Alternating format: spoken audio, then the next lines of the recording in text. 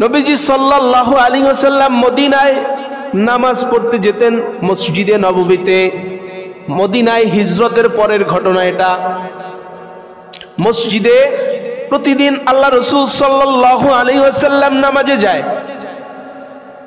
নামাজে যাওয়ার পথে একজন মুসাফির বেশে একজন সাহাবীর নাম হলো হযরত জুলাইবিস রাদিয়াল্লাহু তাআলা আনহু। সাহাবীর নাম কি? জুলাইবিস। নাম কি বলেন, আমার সাথে একটু বলেন, নাম কি?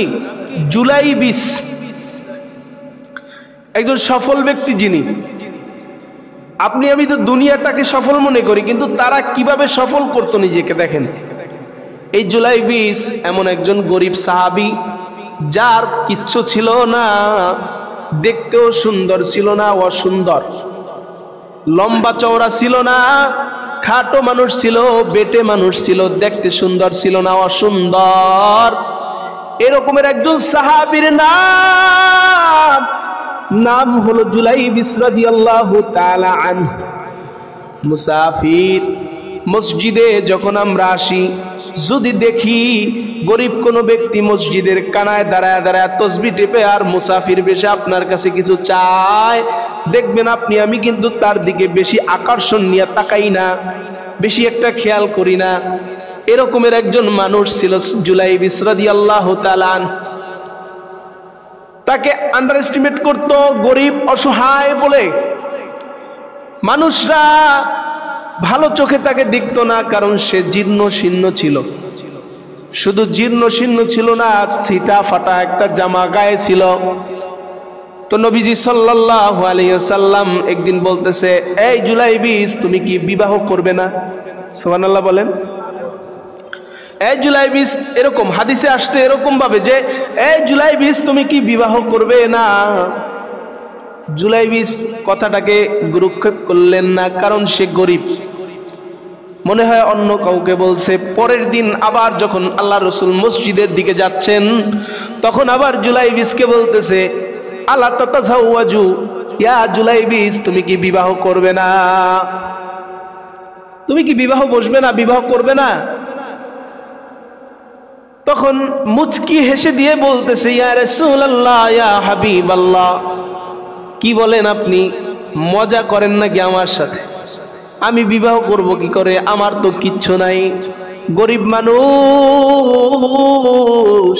আমি তো গরিব, এত গরিব, আমার কিচ্ছু নাই, দেখতেও সুন্দর না, আমার কাছে কে মেয়ে দিবে ইয়া রাসূলুল্লাহ? এই কথা বলার পরে আবার পরের দিন আল্লাহ রাসূল সাল্লাল্লাহু আলাইহি সাল্লাম জিজ্ঞাসা করতেছে, আলা তাতাজাওয়াজু ইয়া জুলাইবিস, জুলাইবিস, তুমি কি বিবাহ করবে না?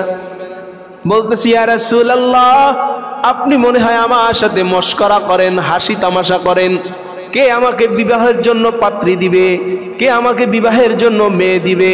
আমি এত গরিব, আমার কিন্তু কিচ্ছু নাই, কিচ্ছু নাই।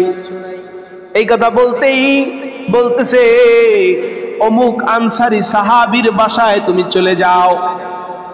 সুবহানাল্লাহ পড়বেন না? অমুক আনসারী সাহাবীর বাসায় চলে যাও, তার একটা সুন্দর নারী আছে, মেয়ে আছে, কন্যা আছে, বিবাহ উপযোগী একজন কন্যা আছে, তার বাসায় চলে যাও। জুলাইবিস নবীজির কথা অনুযায়ী চলে গেল। চলে যাওয়ার পরে আনসারী সাহাবীকে যা বলতেছে, এই আনসারী সাহাবী, আল্লাহ রাসূল সাল্লাল্লাহু আলাইহি সাল্লামের পক্ষ থেকে বিবাহের পয়গাম নিয়ে আপনার বাসায় এসেছি। বিবাহের পয়গাম নিয়ে আল্লাহ রাসূলের পক্ষ থেকে আপনার বাসায় এসেছি। আনসারী সাহাবী বলতেছে, পাত্রকে? বলতেছে, পাত্র আমি।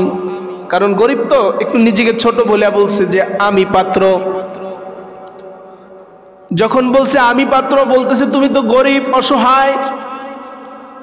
বলতেছে আল্লাহ রাসূল আমাকে পাঠাইছে বিবাহের পয়গাম নিয়ে। সাধারণত একটা কন্যা বা একটা মেয়ের বাবা যা জিজ্ঞাসা করতে পারে সেগুলো জিজ্ঞাসা করলো, জিগাইলো। বলতেছে তুমি আমার মেয়েকে নিয়ে কি খাওয়াবে, কি পড়াবে, কোথায় নিয়ে রাখবে? এগুলো আপনার আমার মেয়ে হলে জিজ্ঞাসা করবো না? অবশ্যই আমাদের এটা দায়িত্ব কর্তব্যের মধ্যে। জিজ্ঞাসা করব, সাধারণত আনসারী সাহাবী এটা বললেন এবং এক পর্যায়ে এসে রিজেক্ট করে দিলেন, বলতেছেন না, হবে না। তো জুলাইবিস রাদিয়াল্লাহু তাআলা আনহু এই যে কথোপকথন বাবা আর ওই জুলাইবিসের সাথে, আনসারী সাহাবীর সাথে, এই কথোপকথন পর্দার আড়ালে বসে ওই কন্যা নিজে শুনে ফেলেছে। শোনার পরে বলতেছে, বাবা ওই যে লোকটা জুলাইবিস নামে এসেছে তোমার কাছে, তাকে যেতে দিও না। বলতেছে, কেন রে মা? বলতেছে, হতে পারে মদিনার মধ্যে আমি সবচেয়ে সুন্দরী নারী, হতে পারে আমি ধনাঢ্য ব্যক্তির কন্যা, হতে পারে আমি ধনাঢ্য ব্যক্তির মেয়ে, কিন্তু এমন একজন মানুষ, এমন একজন পয়গম্বর, এই যে পয়গম্বর আল্লাহ রাসূল সাল্লাল্লাহু আলাইহি ওয়াসাল্লাম, যিনি আপনার মেয়ের জন্য পয়গাম পাঠিয়েছেন, অতএব এখানে আমি ব্যক্তি দেখব না, যিনি পাঠাইছে তার জন্য হলেও আমি তার সাথে বিবাহ বসবো,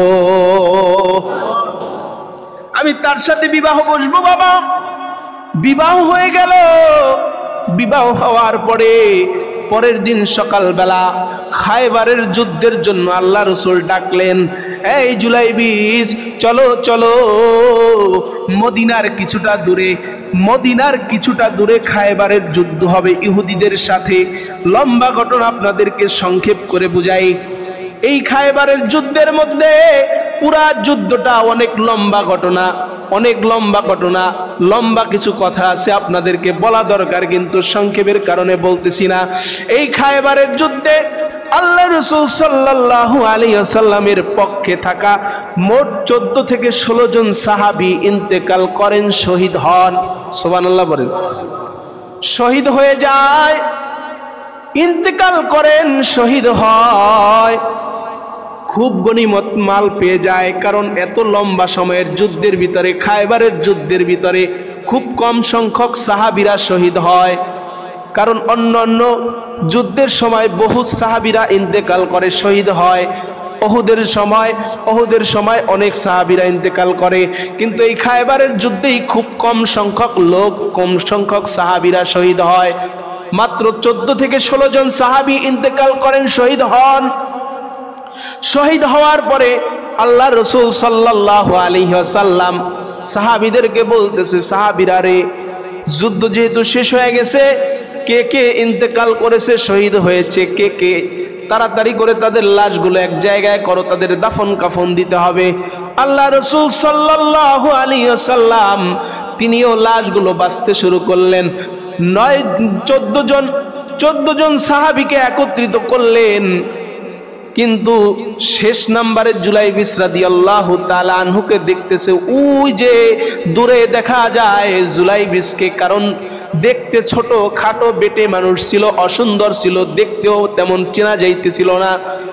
জুলাইবিস দূরে পড়ে আছে, তার আশেপাশে কমপক্ষে 1 2 3 4 5 7 8 9 জন ইহুদির লাশ পাওয়া গেছে। সুবহানাল্লাহ বলেন। তারা সবাই ইন্তেকাল করেছে, মারা গেছে, তার মানে জুলাইবিসের হাতেই মারা গেছে। এই জুলাইবিসের 9 জন ইহুদিদের মধ্যে জুলাইবিসের লাশ। আল্লাহ রাসূল সাল্লাল্লাহু আলাইহি সাল্লাম হাদিসের মধ্যে খুব স্পষ্টভাবে লেখা আছে, সংক্ষেপে আপনাদেরকে বলতেছি। আল্লাহ রাসূল যাই কাছে দৌড়ায়া গেছে, দৌড়ায়া যাই জুলাইবিসের মাথাটা ধরছে, রক্তাক্ত ক্ষত বিক্ষত অবস্থায় তার লাশ, তাকে চেনা যাচ্ছিল না। তার দাড়ির ভিতরে, তার মুখের ভিতরে ময়লা, কাদা, ধুলাবালি। জুলাইবিসের মাথাটাকে নবীজির উরুর উপরে, মানে রানের উপরে মাথাটা রাখছেন। সুবহানাল্লাহ বলেন। মাথাটাকে রানের উপরে রাখার পরে আল্লাহ রাসূল সাল্লাল্লাহু আলাইহি ওয়াসাল্লাম নিজ হাতে তার শরীর থেকে, তার মাথা থেকে, তার চেহারা থেকে ধুলাবালিগুলো পরিষ্কার করতেছে।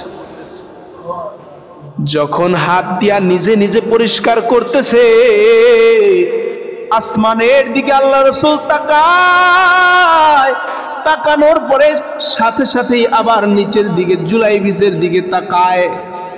জুলাইবিসের দিকে তাকায় বলতেছে, ওয়ালা আনতা ওয়ালা মিনকা, হে জুলাইবিস, আমি তোমার অংশ, তুমি আমার অংশ,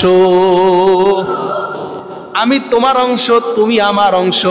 সাহাবীরা আশেপাশে ছিল, তারা বলতেছে ইয়া রাসূলুল্লাহ, ইয়া হাবিবাল্লাহ, আপনি কেন আকাশের দিকে মাথাটা জাগাইলেন, আবার সাথে সাথেই কেন মাথাটা নিচের দিকে দিলেন?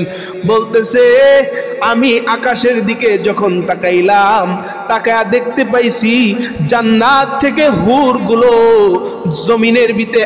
জমিনের ভিতরে জুলাইবিসের লাশটাকে গ্রহণ করার জন্য কে কার আগে আইসা জুলাইবিসের লাশটা নিতে পারে,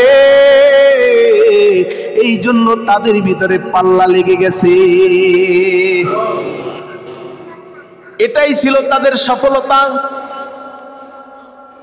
জীবনে যদি প্রয়োজন হয় শহীদ হব, অথবা জীবনে প্রয়োজন হলে গাজী হব, জিহাদ করব, প্রয়োজন হলে নিজের জান কোরবান করব।